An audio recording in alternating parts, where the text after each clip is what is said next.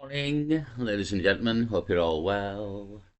In previous videos, I'd spoke about NIBIRU and the Anunnaki, and I think most people probably know the crack to now. To be honest, I mean this crack's been around a long time, but for those that do not, it's the picture here is the picture of it says that the mythical planet known as NIBIRU as it hurtles towards Earth. Now, the tale of NIBIRU, it says mythical there, but there's some backing that this fucking planet exists. So it's also known as Planet X, which would be 10 in Roman numerals. But because Pluto was declassified as a planet, it now is Planet 9 because Pluto is now not classified as a planet. So it used to be called Planet X, which was Planet 10, but then now it's Planet 9. But it's still known as Planet X, or NIBIRU is the official name of the planet, as it says here, the mythical planet known as NIBIRU. So there's a bit of backing for this, though, that even from NASA and science, that basically we only found Pluto and possibly Neptune because we were looking for no, so I think we found Pluto because we were looking for what was pulling on the orbit of Neptune, possibly, or possibly Uranus. Sorry, there's an ambulance just went past. Something was pulling on the orbit of Neptune and Uranus, and scientists wanted to know what was pulling on the orbit of Neptune or Uranus, and they found Pluto whilst looking outward from Neptune and Uranus for whatever this was, and found Pluto, but Pluto's orbit is also being affected by something and being pulled in an elongated shape, I believe. And yeah, there was some backing that something's out in the outer reaches of the solar system, with some sort of gravitational force that's pulling on these planets. And if you look into it in like sort of NASA's terms and science terms, there is now backing that this planet exists. Bear with us a second. So yeah, here's just typing in Planet 9 NASA. It says Planet 9, a hypothetical Neptune-sized planet, is theoretical object in the far outer solar system proposed to exist based on its gravitational influence on objects in the Kuiper belt, and is sometimes referred to as Planet X. So yeah, there is sort of backing with science that there is something in the outer solar system with the gravitational force that's pulling on things in the Kuiper belt, as well as Neptune and Uranus and Pluto, I believe. Because I believe that's how the whole Pluto was discovered in the first place, because we were looking for what was pulling on the orbit of another planet. So, NIBIRU refers to a term, Akkadian, meaning the crossing or point of transition. Now, Zachariah Siskin, hypothetical planet proposed by Zach Siskin, pending cataclysms. Yeah, so this to me, I think there's a bit something in this, to be honest, because I believe that the Earth goes through systematic cataclysms, and the people who built the pyramids, and I've put a video of the Bosnia pyramid up there as well, and there's many, many, many other ancient sites around the world that we can't explain how they were built, because apparently these people were trying to figure out fire. So if they were trying to figure out fire, how were they cutting granite and stuff, you know what I mean? So, and cutting it better than we could. So there's loads of things. They were lifting blocks the size of houses and putting them in place in the pyramids, and just things that we couldn't do. So the chances are that these people could have had technology that we didn't have, or a technology as good as we had, and everybody's representation of Egypt when the pyramids there is the represent like thinks about the time of like Cleopatra and them, and possibly they're all riding around on camels and horses, when it could be completely different. And when they actually built the pyramids, they could have had cars and helicopters, and there is pictures of things like this in hieroglyphs in some of the it'd be pyramids or tombs. There is kind of weird looking hieroglyphs that look like cars and submarines and things. And the possibility is that these people had technology of that level, at the time the pyramids were built, and were wiped out by a cataclysm. And then we have stories of a place of Atlantis in that always whispers of Atlantis, this technologically advanced race that got wiped out, and again, and possibly another time, a cataclysm has come around, and it's possibly like systematic. The supposed orbit of Nibiru is 3,600 years around the sun, and when it comes back into sort of the inner solar system and to the sun, it apparently smashes through the asteroid belt, which then sends asteroids hurtling towards, well, everywhere. And this is a bit of an explanation for all the craters on the dark side of the moon. The craters are many and vast, and on many planets there's craters. And so the proposed theory is that Nibiru comes back every 3,600 years, and every time it does, it causes cataclysms to Earth because of the gravitational forces at play in the solar system. When a body the size of Neptune comes back, and it apparently smashes through the asteroid belt, which then sends asteroids hurtling all over the place, and comes into the inner solar system. And one reported time in the the Anunnaki history, after the Anunnaki had seeded the human race, which I'll get onto,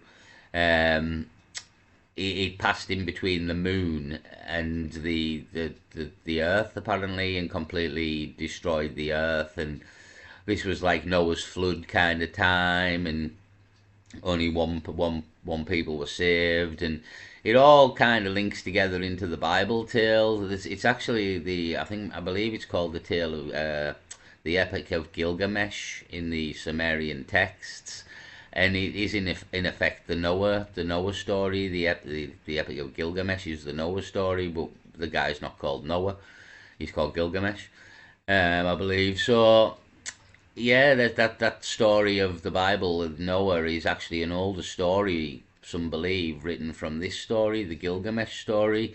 And ultimately, if true, it would probably be the Gilgamesh story if it be an original written possibly 4,000 years before the Noah story of Noah.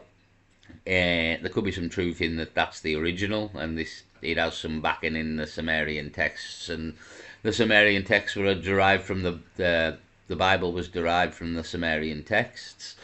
So this planet apparently comes back every 3,600 years, and the tale goes that the planet Nibiru and its atmosphere, its gravity is a lot less than Earth's. So the Anunnaki, an alien race, are quite a lot taller than humans, maybe 10 to 12 feet.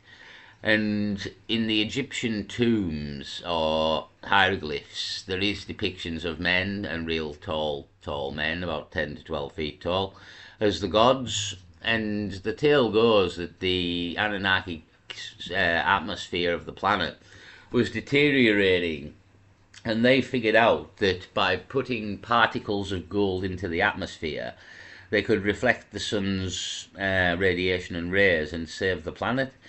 So they needed gold. The gold was not abundant upon the planet of Nibiru, so they had to send out probes to find gold on other planets. Eventually a probe came back that Earth was abundant in gold. It had some life forms, but nothing of any intelligence or major intelligence that would cause any sort of bother to the Anunnaki. And basically a king, so to speak, was in charge of Nibiru at the time, and it was all going to bagwash, and they couldn't fix the planet, and it was going downhill. And he was eventually overthrown, and once he was overthrown, he stole a spaceship. And now we're getting into fucking like the realms of Star Trek here, but it's just got to go with it. You've got to go with it here. This is the tale.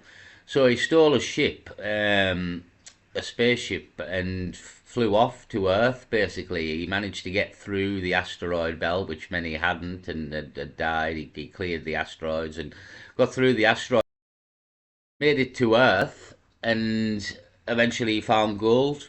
He got the gold, and I'm not.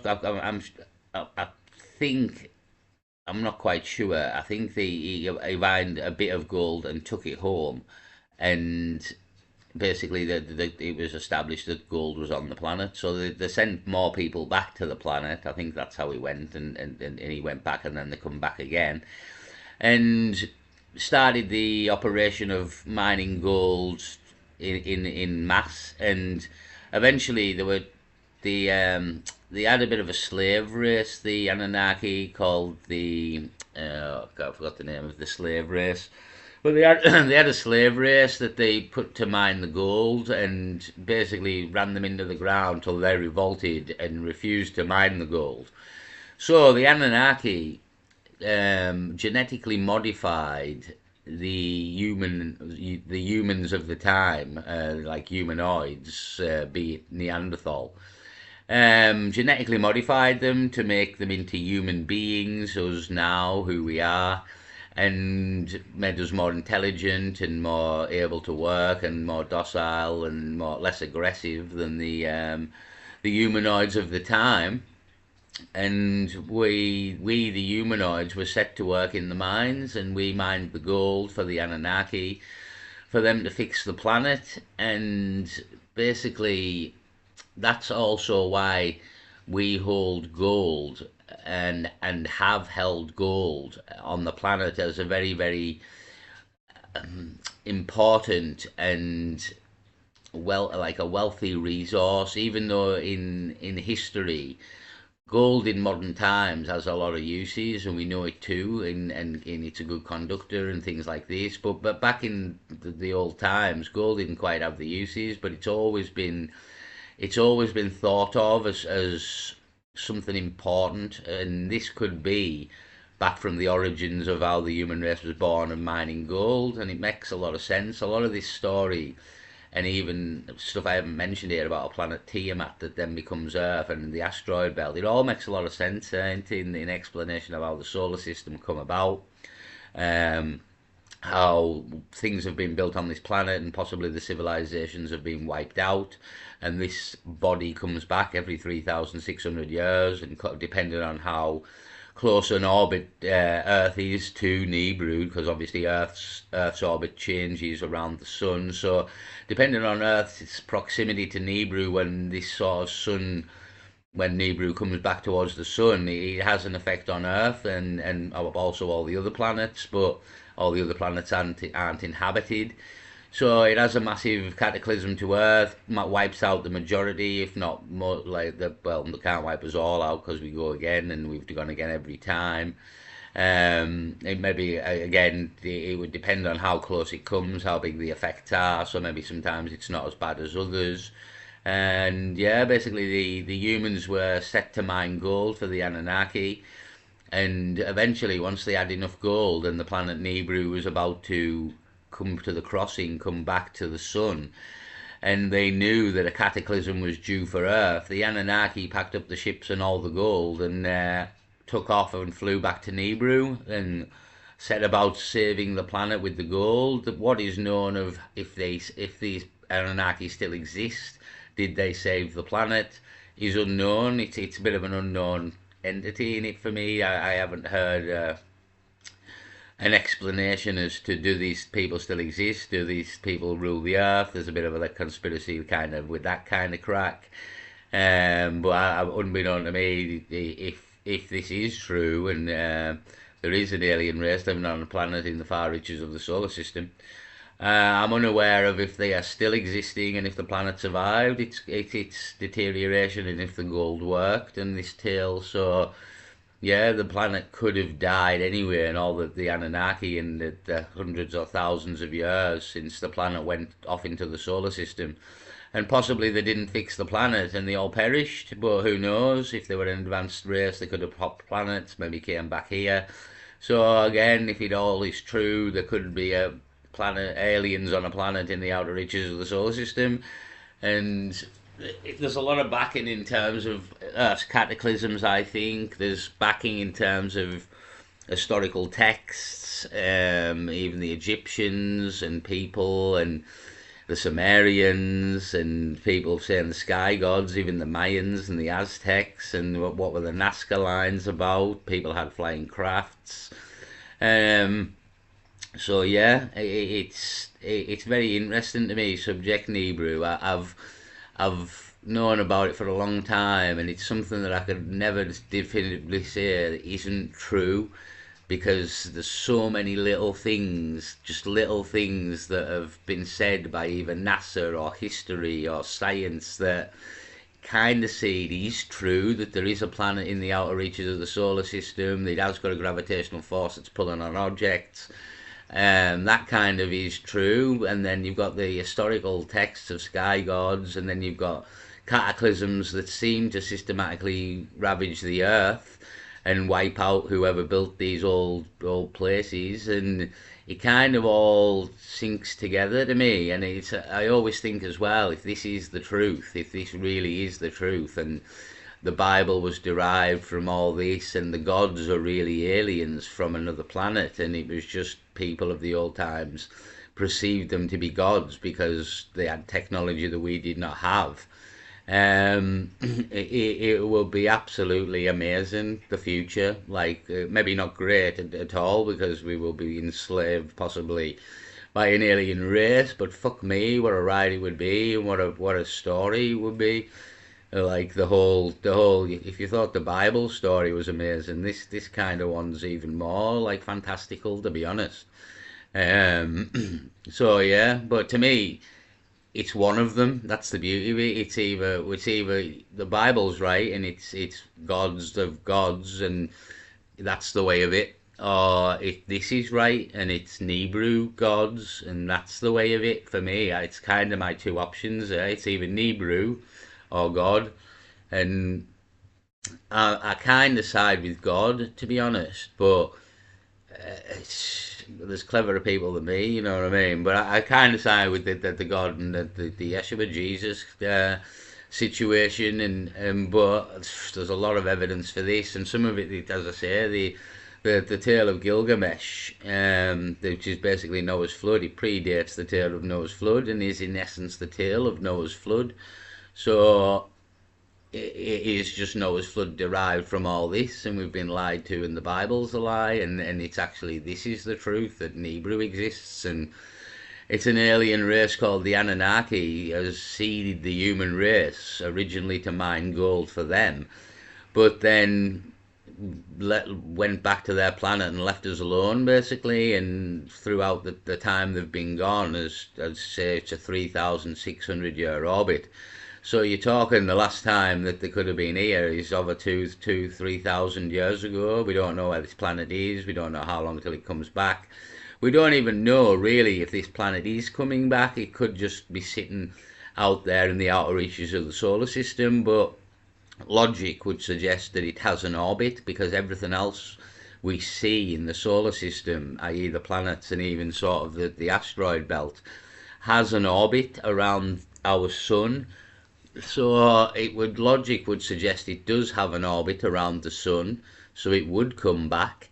And yeah, it does it, is it, will it? But it's fascinating to me, the NIBIRU tale. It always has been. The minute I heard it, I was fascinated by it, and little things, as I've said, kind of suggest there is something out there, pulling on the orbits of other things. Um, it's just sorry, the history of gods on the planet, and sky gods, and the Nazca lines and pyramids and all this kind of crack. And then it looks like Earth has a systematic cataclysm to me as well, unconnected, but and then all three kind of connect back together and suggests that there's some truth in NIBIRU. And I say I've never been able to say, nah, that's wrong, because I just can't. It's just like, is it wrong? Because there's something out there apparently according to science, but is it NIBIRU? That's the question. Well, fascinating to me anyway, fascinating subject. I'll maybe talk more about it if I can think of the tale of the Anunnaki and the gold, really. But I kind of covered it, but there's a bit deeper than that, to be honest. But I'll leave it there. Peace.